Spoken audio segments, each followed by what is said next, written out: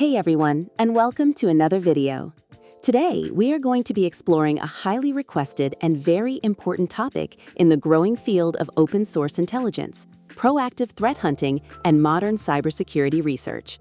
We are going to be taking a detailed look at a powerful utility called OnionSearch. Most importantly, throughout this video, we are going to discuss how to utilize this software in a strictly ethical, professional, and entirely legal manner. When most people hear terms like the dark web or the Tor network, it immediately brings to mind a heavy negative stigma. Popular media often paints this hidden network exclusively as a haven for malicious actors and illegal marketplaces. However, for legitimate cybersecurity professionals, threat intelligence analysts, and academic researchers, the dark web is simply another digital environment. It is a complex landscape that needs to be continuously indexed, monitored, and understood. Modern companies often need to know if their proprietary data, leaked corporate credentials, or sensitive employee information has ended up on underground forums following a third-party data breach. This is exactly where ethical web scraping comes into play. Instead of manually navigating through incredibly sluggish and sometimes risky onion networks, security researchers use automated command line tools. These tools safely scrape search engines, identify potential threats, and allow security teams to secure their organizations long before bad actors can exploit that leaked data. This brings us directly to OnionSearch. OnionSearch is a specialized Python 3 script designed from the ground up to scrape URLs on various .onion search engines. What truly makes this specific tool stand out in a crowded field of open-source intelligence scripts is its remarkable ability to query multiple dark web search engines simultaneously. This concurrent searching capability saves researchers an incredible amount of time during time-sensitive investigations. To give you a clear idea of its massive scope, OnionSearch currently supports a surprisingly long list of search engines right out of the box. It supports Ahemia, Dark Search IO, Onionland, Not Evil, Dark Search Engineer, Phobos, OnionSearch Server, Torgal, Onion Search Engine, Tordex, Tor66, Tormax, Haystack, Multivac, EvoSearch, and DeepLink.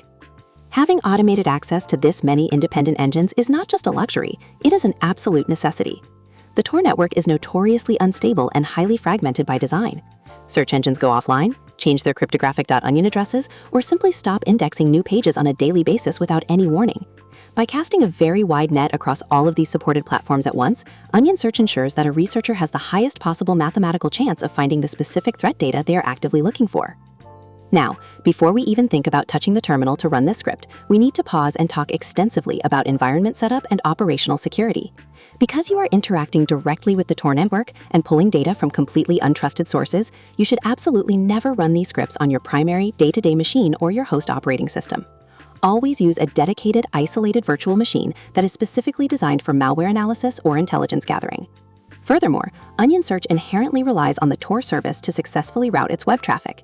This means you must have the Tor background service installed, properly configured, and actively running in the background of your Linux system.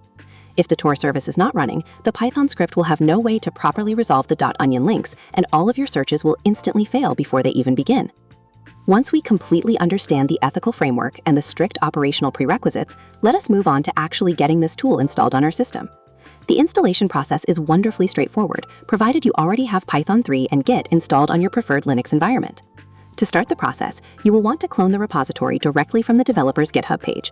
You do this by opening your terminal and typing git clone followed by the URL, which is https://github.com/megadose/onionsearch.git.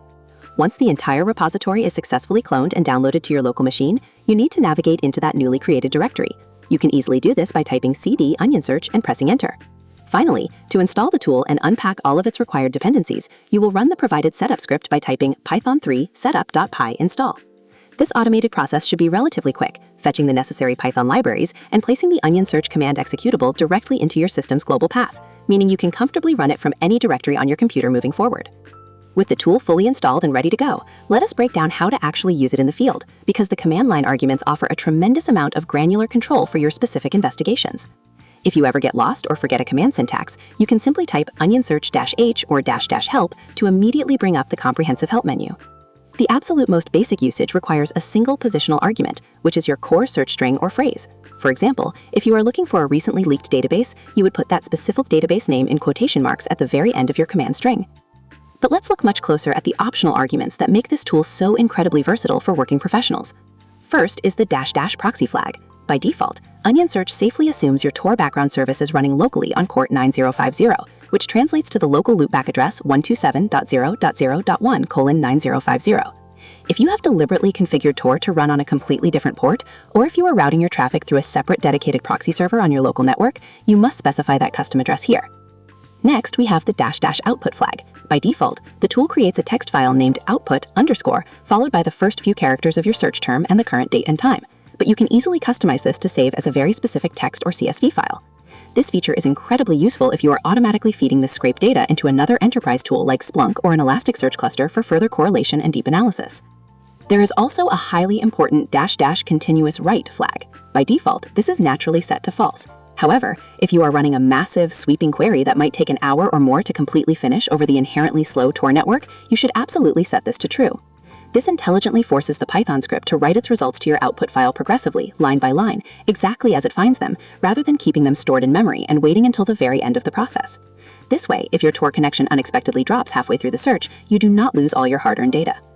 You can also utilize the -- limit flag to precisely set a maximum number of pages to load per individual search engine. This is an excellent way to prevent the script from running infinitely or getting hopelessly bogged down by spammy engines that return thousands of completely irrelevant results. Then we have the extremely useful -- engines and -- exclude flags. By default, OnionSearch ambitiously queries every single engine it currently supports, but as I mentioned earlier, many of these niche engines frequently go offline. If you happen to know a specific engine is currently dead, you can use the exclude flag to tell the script to skip it entirely, significantly speeding up your overall search time. Alternatively, you can use the engines flag to explicitly dictate exactly which handful of engines you want to query. Finally, the -- fields and -- field delimiter flags allow you to meticulously format your final output. You can choose to only output the specific engine name and the corresponding URL link, separated by a comma or a tab, keeping your raw data incredibly clean and perfectly organized for your final written intelligence report.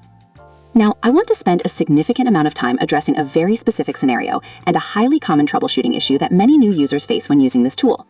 Let's say you run a highly targeted specific command. For instance, you type OnionSearch -- engines, dark search IO, Onionland, not evil, Tor66, -- output, searchdata.txt, hacker. You confidently hit enter, you patiently wait for the script to finish, but the final text file comes back completely empty. You do not get any glaring red error messages in your terminal, but you also do not get any links, even though you are absolutely 100% sure your local Tor background service is running properly. This is a common point of intense frustration, and there are several very technical reasons why this happens. First, we really have to understand the volatile nature of the specific engines you requested: Dark Search IO, Onionland, Not Evil, and Tor66. The Tor network is highly unstable by design. Unlike the surface web, where massive cloud infrastructure ensures search providers are virtually never down, dark web search engines frequently suffer from catastrophic server outages, relentless denial of service attacks, or their anonymous maintainers simply unplugging the servers without any warning. If those 4 specific engines happen to be completely offline or are experiencing severe network latency at the exact minute you run your script, OnionSearch will scrape absolutely nothing and return a totally empty file. Secondly, and very importantly, many of these hidden search engines implement highly aggressive anti-bot and strict rate-limiting security measures. Because OnionSearch is an automated Python script, it sends its HTTP requests significantly faster than a normal human using a standard Tor browser ever could. The search engines might instantly detect this rapid automated behavior and silently block your connection entirely. They will return a completely blank page to the script while pretending everything is totally fine, resulting in zero log data. Lastly, even if your local Tor service is running perfectly, the specific cryptographic route your Tor daemon has dynamically chosen might be incredibly slow or fundamentally broken. The Tor network encrypts and bounces your connection through 3 completely random volunteer-run relays located all around the world. If just one of those 3 relays is malfunctioning or heavily overloaded, the Python script's HTTP request will simply time out before the search engine can even load the first page. So, exactly how do you troubleshoot this incredibly annoying problem? First, try running the exact same command, but change the engine exclusively to Ahemia. Ahemia is widely considered one of the most stable, well-maintained, and reliable search engines on the entire Tor network. If Ahemia actually returns results for your search term, then you immediately know that your OnionSearch installation, your Tor proxy configuration, and your host internet connection are all working flawlessly. This proves that the core issue lies entirely with those other specific engines being offline or aggressively blocking your automated traffic. If Ahemia also fails and returns absolutely nothing, you need to systematically verify your Tor proxy configuration. Open a brand new terminal window and try to curl a simple surface web IP checker website straight through the Tor proxy port to ensure that network traffic is actually flowing out through port 9050. Sometimes the Tor background service says it is running, but it has not actually successfully bootstrapped its connection to the wider global Tor network yet. Using specialized command line tools like OnionSearch requires a significant amount of patience and deep technical understanding. The dark web is absolutely not built for speed, convenience, or reliability. It is built purely for cryptographic anonymity. When conducting ethical open source intelligence investigations, you have to constantly anticipate random network timeouts, completely broken links, and permanently dead search engines. Always double-check your proxy connection, try completely different combinations of search engines, and always remember to strategically structure your search queries to be as specific as mathematically possible to cleanly cut through the massive amount of noise. I truly hope this incredibly detailed breakdown helps you fundamentally understand how to properly and effectively utilize OnionSearch for your complex threat intelligence and advanced cybersecurity research. Always remember to stay safe, keep your virtual testing environment strictly isolated from your host, and use these powerful tools responsibly to protect and defend critical infrastructure. Thank you so much for watching, and I will see you in the next one.